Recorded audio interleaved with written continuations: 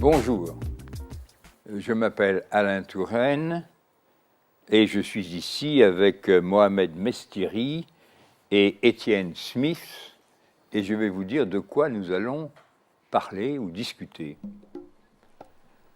Dans chaque époque, on peut dire il y a un grand problème central dans la pensée, dans la réalité sociale aussi. Au XIXe siècle européen, le grand problème, c'était les rapports de classe dans le travail industriel, avec le socialisme, le capitalisme, enfin tout il n'y avait pas que ça dans la pensée, mais enfin c'était un élément central. Aujourd'hui, je crois, en tant que sociologue, ce qui est mon métier, je crois qu'on peut dire que le problème le plus central dans les réflexions, c'est comment pouvons-nous communiquer les uns avec les autres, comment pouvons-nous vivre ensemble tout en gardant nos caractéristiques, c'est-à-dire comment peut-on combiner la multiplicité des cultures, les francs-cultures en un sens un peu général, il y a aussi des différences locales, il y a des différences nationales, des différences continentales, tout ce que vous voulez, des différences de niveau d'éducation, tout ce que l'on voudra. Bon, et comment peut-on communiquer, c'est-à-dire en étant différents les uns des autres, si on est tous pareils, il n'y a pas besoin de communiquer. Mais comment pouvons-nous communiquer en étant donc différents? Et pour qu'on communique, il faut qu'on ait quelque chose en commun. Si on parle, si vous parlez, je sais pas moi, arabe et moi portugais, on ne va pas se comprendre, simplement. Donc il faut qu'il y ait quelque chose de commun. Et ce quelque chose de commun, nous, en tout cas dans la tradition européenne, on a l'habitude de dire que c'est d'abord de l'universalisme. C'est peut-être la grande affirmation de la culture ou des cultures européennes avec la pluralité de leurs origines, de dire il faut qu'il y ait de l'universalisme. La raison est universelle, il n'y a pas des mathématiques libyennes et des mathématiques péruviennes. Il faut aussi, point plus compliqué, plus discutable, en tout cas plus discuté, il faut aussi que nous reconnaissions un certain universalisme humain, c'est-à-dire des droits que nous reconnaissons à tous. On peut discuter, on va discuter. Mais le point, il suffit que je le définisse en termes très généraux, mais très directs. Comment peut-on combiner l'universalisme de la raison et la pluralité des cultures? J'ajoute aussitôt que ce thème-là a été au centre des discussions dans les sciences sociales, la philosophie, au cours des 20 ou 30 dernières années. Il y a une chose, je crois, qu'il faut dire dès le départ, c'est que on ne peut pas choisir l'un ou l'autre. Ça serait très commode, je dis, mais je n'ai pas à combiner, puisque je suis pour le pluralisme absolu.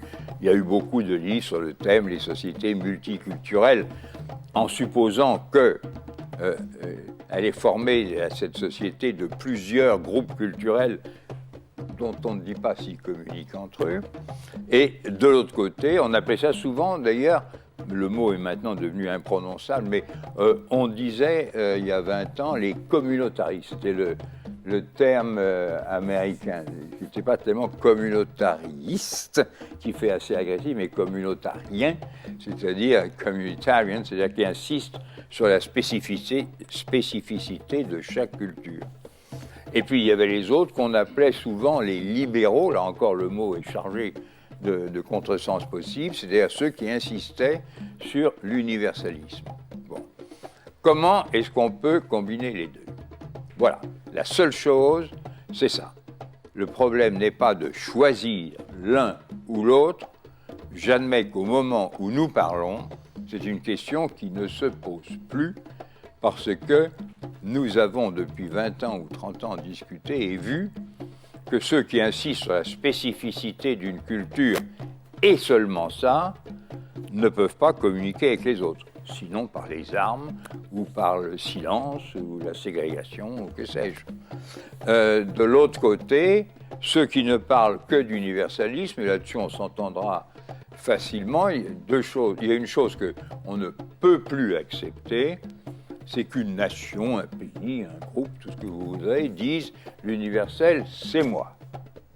Je le dis parce que je suis français et que bien souvent dans le passé, les gentils petits français ou les pas gentils petits français ont eu tendance à dire l'universel, c'est moi.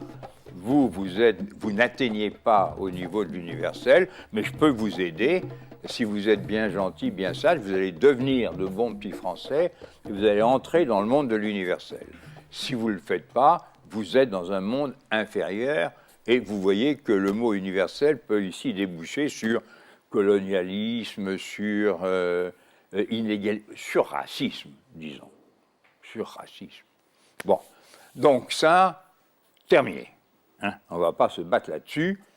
Les gens qui parlent comme ça, on les prie gentiment de prendre la porte. Inversement, des gens qui disent le pluralisme des cultures doit être total, on les prie de prendre une autre porte et un autre ascenseur, mais on ne peut pas non plus discuter là-dessus. D'ailleurs, déjà, si on discutait, ça veut dire qu'on reconnaîtrait une pluralité de cultures. Et à partir du moment où on reconnaît une pluralité de cultures, ça veut dire qu'il n'y en a pas qu'une et qu'il y en a plusieurs qui ont le droit de s'exprimer. À quelles conditions ça peut communiquer? Voilà le problème. Voilà le problème, et par conséquent, je voudrais bien qu'on démarre par une sorte de point de vue général ou de discussion générale. Mohamed Messiri. Je pense que le point commun, c'est l'universel, mais pas l'universalisme. C'est l'idée de l'humanisme, de l'humain universel, l'idée de la liberté universelle qui est universelle, l'idée de la dignité qui est universelle, la vocation du bonheur établie dès la philosophie grecque qui est universelle. Mais alors, à partir du moment où l'universel se transforme en universalisme, donc en conception de l'universel, il faut parler de pluralisme de l'universalisme. C'est-à-dire que toute culture génère forcément de l'universalisme. Toute culture a le droit d'aspirer à une vision universelle. Et les visions universelles, donc l'universalisme au pluriel, s'entend sur les fondements de l'universel, s'accorde sur l'idée de l'humain, l'idée de la communication, l'idée de l'échange, l'idée de la coexistence, etc. Mais le problème aujourd'hui, c'est que l'universalisme dominant, et c'est tout à fait légitime qu'à chaque moment de l'histoire, il y ait un universalisme dominant. L'universalisme euro-américain ou occidental dominant n'est pas tout à fait conforme avec l'idée de l'humanisme, l'idée de l'universel. L'idée de l'universel, à savoir la démocratie, enfin l'idée de la démocratie, des droits communs, n'a pas communiqué, n'a pas été dans l'échange. Et donc, elle était plutôt une idée d'hégémonie universelle, et donc d'hégémonie culturelle. Et à partir du moment où l'universalisme devient hégémonie universaliste, hégémonie culturelle, on ne peut plus parler de communication, on ne peut plus parler de droit à l'universel. Et c'est la raison pour laquelle aujourd'hui la culture de l'altérité est prédominante à la fois dans la pensée et dans la réalité euro-américaine et dans la pensée et la réalité musulmane ou autre. Il y a une une pensée unique prédominante, un système prédominant qui menace l'idée de l'universel, donc qui menace l'avenir de la communication et l'avenir de l'échange. Et c'est pourquoi aujourd'hui, il y a plutôt un monologue universaliste, plutôt qu'un dialogue. On appelle tous les jours, au dialogue interculturel.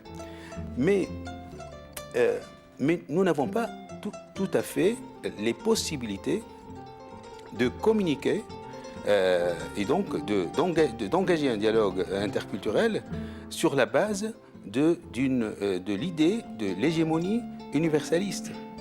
Et c'est pourquoi je pense aujourd'hui que le monde interculturel, le monde interreligieux souffre de la marginalité. Il est à la marge d'un système imposant et donc au nom de l'universalisme. Je ne dis pas que je vous arrête parce que sur votre thème général, je l'ai moi-même mis sur la table, donc là-dessus nous sommes d'accord. Dire, quand on est, disons, identifier l'universalisme à une société particulière, à une culture particulière, c'est absolument dépourvu de sens.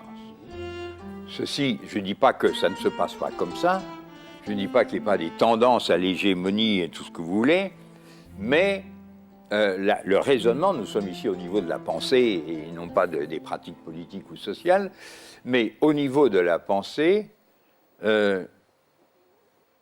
parler d'universalisme, je dirais que dans le terme même, ça veut dire qu'on n'identifie pas cet universalisme à une société ou à une culture particulière. Si vous me dites le monde occidental, appelons-le d'origine grecque ou chrétienne, ou tout ce que vous voudrez, ce qui ne veut pas dire grand-chose en réalité, mais enfin, s'identifie à l'universel parce qu'elle a développé les sciences, les techniques, etc., la guerre, la puissance, l'argent, pour moi, c'est dépourvu de sens. D'abord parce que ça n'a pas toujours été comme ça. Il faut quand même ne pas oublier que le triomphe, si vous voulez, la domination exercée par l'Europe et les pays formés à partir de l'Europe, c'est une chose, je ne veux pas dire récente, mais enfin c'est une chose qui date du XIIIe, XIVe siècle,